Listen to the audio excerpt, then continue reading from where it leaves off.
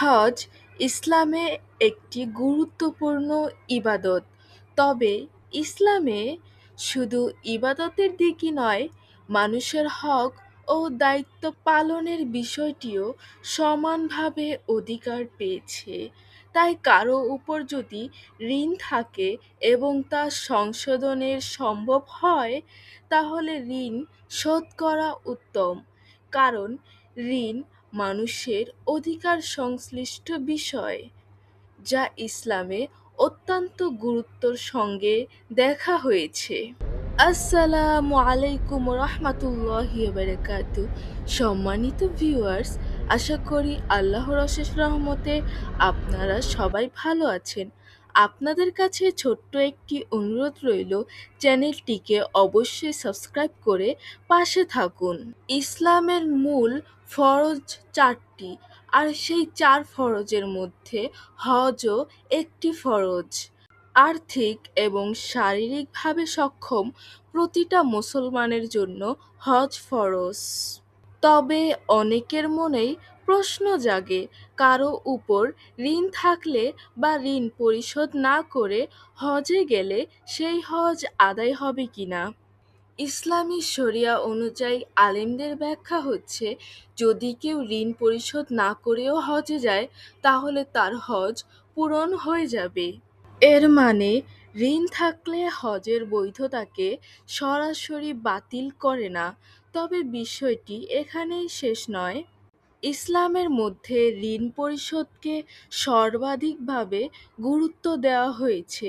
আলেমোলামারা বলেন, যদি কারো উপর এমন ঋণ থাকে যা পরিশোধ করলে তার হজে যাওয়ার আর্থিক সামর্থ্য থাকে না, তাহলে তার উপর হজ ফরজ হবে না। কারণ হজ ফরজ হওয়ার আসল কারণই হচ্ছে আর্থিক সক্ষমতা। যদি কারো আর্থিক সক্ষমতাই না থাকে, তাহলে সে হজ তার জন্য ফরজ হবে না। হাদিসের মধ্যেও ঋণের ব্যাপারে খুব কঠোরতা এসেছে। রাসূল সাল্লাল্লাহু আলাইহি ওয়াসাল্লাম বলেন, সামর্থ্য থাকতেও ঋণ পরিশোধ করাকে এড়িয়ে যাওয়া জুলুম করার শামিল।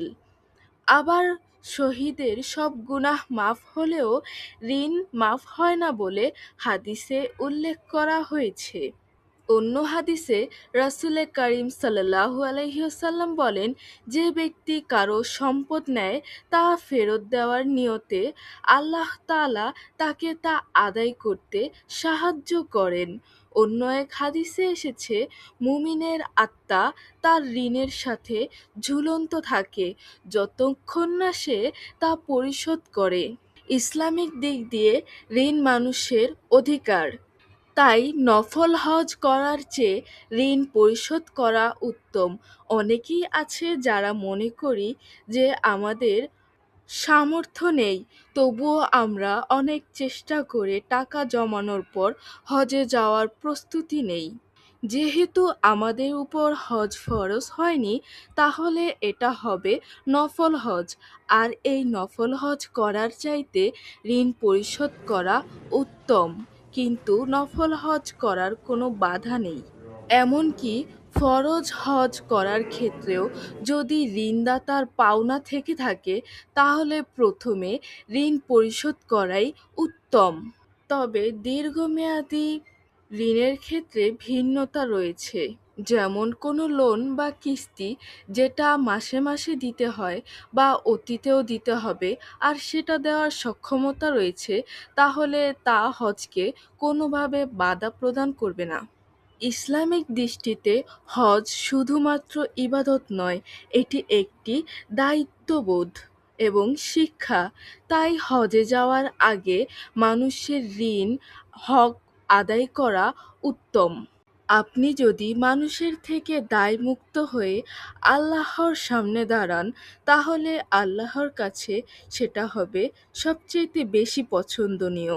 তাই সবার প্রথমে অন্যের ঋণ এবং কারো দেনা পাওনা মিটানো একজন মুসলমানের জন্য দায়িত্ববান কাজ। আল্লাহ তাআলা আমাদের সবাইকে হজে যাওয়ার তৌফিক দান করুক। আমিন। সম্মানিত ভিউয়ার্স, আপনাদের কাছে অনুরোধ রইল র্যান্ডম প্লেস চ্যানেলটিকে অবশ্যই সাবস্ক্রাইব করে দিবেন এবং পাশেই থাকবেন। সুস্থ থাকুন, ভালো থাকুন। আল্লাহ হাফেজ।